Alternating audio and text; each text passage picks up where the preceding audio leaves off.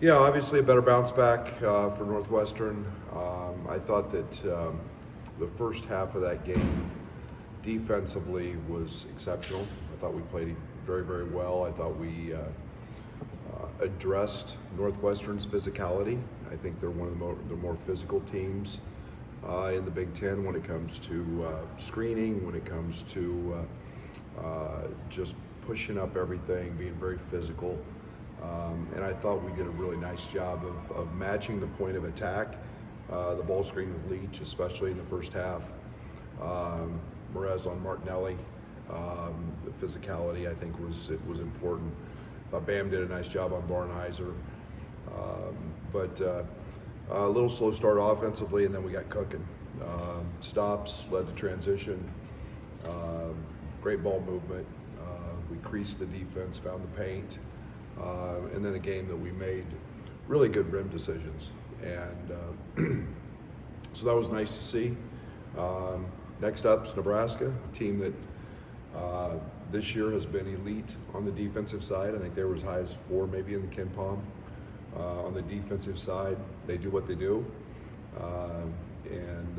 Fred's got another very, very good group. They give up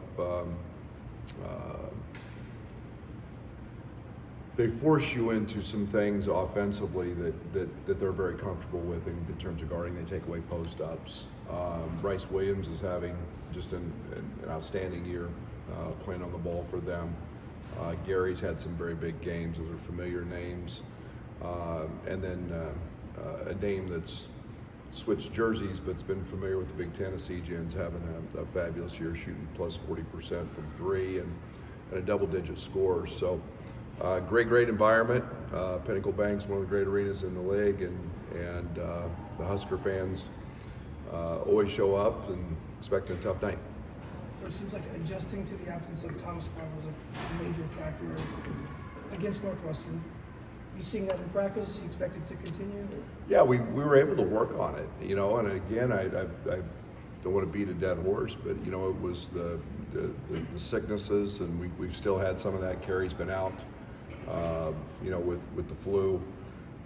So it's running its course through our team, but just being able to prepare, have a couple of days to make some adjustments, and then I thought we did a nice job, with our cross match with Ben and Merez. Merez did a great job. So it's nice to be able to prepare, and then we did some things offensively, which were a little bit different in terms of not having Tommy as a playmaker. We did some things different with Merez. You mentioned that Tommy's been starting to feel better. Has he been around you guys a lot in terms of being at the building? Okay. No, we see him periodically. He's spending most of his time with the doctors and Fletch and the training staff, and using all of our modalities with the hyperbaric oxygen chambers and infrareds to try to expedite the best you can this process. But this process is what it is. So, it's just it's a gradual deal. In your experience, Brad, is there ever a silver lining to dealing with the adversity of missing somebody? Absolutely. You never like it as a coach. I don't. But I also have been around long enough to understand that you're going to be forced to do different things. And this team has great capabilities of doing that. We played without 2 of our best players, throughout the first half of conference play. So we've had, 5-6 games now, where we haven't had our whole group. So, adjusting on the fly, it's tribute to these guys how a young team has been able to handle that. It shows their basketball IQ, their intelligence. But the best thing about the Northwestern game is we got our edge back, and we played with a little fire in our belly, which helps. Hearing that, just to be clear, Tommy won't be available tomorrow, I'm assuming? No, you will not be. I suppose the process of maybe redefining roles after you maybe found a rhythm, and then even if it's only temporarily, just to kind of shake it up. Yeah, it takes a second, and you got again, this group has done a phenomenal job of that. You know, we experienced that last year for 6 games. You know, you can't retweak everything. You just have to make small adjustments, and you know, those adjustments we've handled within the course of our scope of what we do, especially on the offensive end. You know, defensively, it throws us a little bit of a wrinkle, not having 7'1", 250 in there, but you know, we've handled it for the most part pretty well. Brad, you're going to have 2 guys, their jerseys lifted to the rafters, and within a matter of like 5 days, your third players to do that. What's that mean to you, or what's that week going to mean to you? Yeah, I got to reflect on that a little bit. You know, it's pretty special. You know, and it's a tribute to how hard each of those guys worked, and you know what they have meant to me and my family, and what they have meant to the program. Is just a, you know, your heartfelt thanks, and what they've done for this program is elevated to where it is now. And you know, we often forget the struggles, and you know, remembering Io as a freshman, remembering Kofi as a freshman, and now to see the consensus All-American status that they played to, that's hard to do. And you know, to have 3 of them, pretty cool. I'll take some time and reflect on that, because it's, you know, it's 3 and 8 years, and you know, it's a tribute to our staff for developing them, for recruiting them, but most importantly to them. And I think this is what makes Illinois so special, is you put their name in the rafters, and they're celebrated, and our fans get to enjoy that. So really excited for those 2 to get back and feel that love again. When you scheme it up with Morez, is there any comparison to what you were doing with Kofi before? Just No. We were with Kofi. It was all post ups, and you know, it was on the defensive side. I'm not sure there's anybody on the court that Morez can't guard.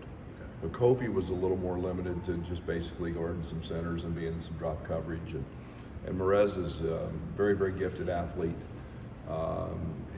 He's laterally as good as anybody we have, and then he's 255 pounds. So they're different. You know, they're different in ball screens. So it's you know, Morez has got some true gifts that you know, we're just starting to utilize, and they are different than Tommy, and they're quite a bit different than Kof. In this day in college basketball, how do you get the buy-in from the bench guys to be able to have the production that they've given you? Character. Find guys that want to compete. I think that starts in the recruiting process. I think it's something that we've, you know, we test for. We test for personality. We test for guys who want to win, guys who want to compete, guys who want to work. We find all that out, so it's a big part of it. You know, it's sacrifice, it's commitment, and yet it's so rewarding for all those guys. And you know, we've got the best bench maybe that we've had. We've got the best bench that we've. You know, I wouldn't trade him for anybody in the country. So I'm ecstatic with the growth and the way these guys are performing. How would you kind of describe Will's journey so far this year, the ups and downs? How have you kind of seen him develop here? Exceptional. Think that he's reclassed. Think that he's had some big games, and he had them early, and so that readjusts where you go on the scouting report in terms of, but just his growth. And it was neat because his high school and their coach were in here the other night, and just to hear them talk and to see his growth, especially on the defensive side, to see him add 20 plus pounds, to go through all of that, and for a young guy to he's never wavered. He's extremely competitive. His work ethic hasn't changed. I couldn't be more proud or pleased with his development. You said Nebraska will force you into shots that they want you to take. How do you kind of counter that and impose your will a little bit? You know, patience. You know, they're a team that, again, they're going to take away post-ups, and there's not a lot of those. Unfortunately for us, we don't do a lot, so it kind of becomes a battle of wills. But you know, you've got to move them. They're very, very good with their double teams. They're very good and have great size. You know, so they're going to give you some opportunities that you've got to take advantage of, and we'll see if we can exploit that. Is there anything you're seeing with Will that can lead to more efficiency in terms of jump shots? Is it as far as the process, where they're coming, how they're looking? I think the one thing that just comes is confidence to make easy shots. Will's a really, really good hard shot maker.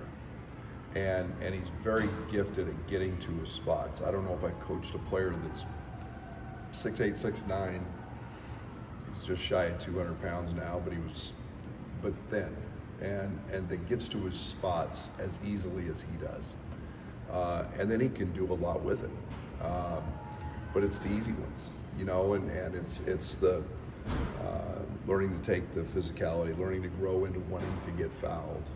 Those things come with time. I liken back to Io's freshman year, and you know, Io had a hard time with that as well, and became one of the elite finishers in college basketball just with strength and time. So, but his confidence is growing. You know, it's unfortunate he plays great in the Michigan State game and then gets the flu and gets sidelined a little bit with that. But he's had a good practice yesterday, and expect that today to keep building. Are there specific things with this group that you've seen that you like about going on the road with them? Because you've had a lot of success away from home this year. Yeah, I mean, it's focus. I think that, you know, our teams have always played pretty good. Tried to on the road. I think there's you know, maybe it's like, you know, we like people booing at us and screaming at us and cussing at us, and but it's, you know, every game's different, and every focus and every matchup, and court's 94 feet, the rim's 10 feet, and you know, that sounds very cliche, but we're just going to go out and play the best against that opponent, no matter where it's at. When you try to reinstill or reignite edge in a team, is there a certain guy you start with, like know that can permeate, or see that person has that you're feeling good about where that's trending? Yeah, every team's got a guy out, for lack of a better term, I'll pick on. But you know, I usually like to find the guy that I can agitate the most and irritate the most and get under their skin. So I won't reveal who that is. I wouldn't want to give away any secrets, but every team's got one. But every team's got one that, you know, last year it was TJ, and when he was gone, it was Marcus. I love to see if I could get Marcus to, you know, almost tears. And I did. I mean that, you know, in a good way. He would turn really red, and you know, Coleman and I obviously had our moments as well, which were fun, but it's all to create the energy, to create the vibe, to create the competitive spirit that you have to play with. And as often as we can do that in practice, then the more it becomes habit. And so yeah, we've got a few that I can push the buttons on. You just named off some of the best players you've had on it. Does it have to be your best No. player or one of them? No, it was Andre Svali. Well, I mean, you know, I didn't have to with Trent. Kofi and I had some moments, but yeah, I mean, it helped. But it doesn't matter. I'm gonna, you know, we had Keaton Kuchar going the other day, and Keaton made about 25 in a row and got amped up, and then he started talking a little trash and against the starters, and that was fun. And it's just a different. You know, it can be different week to week, but you know, there's different ways to motivate guys and challenge them, and you know, fortunately, I've been pretty good at that throughout my career as a coach, to find that edge with guys that have it permeate then through our team. With Morez, what's kind of the next step with him? We saw what he can do, career type of game. Consistency. That's my big thing with him all week is, you played a really solid game.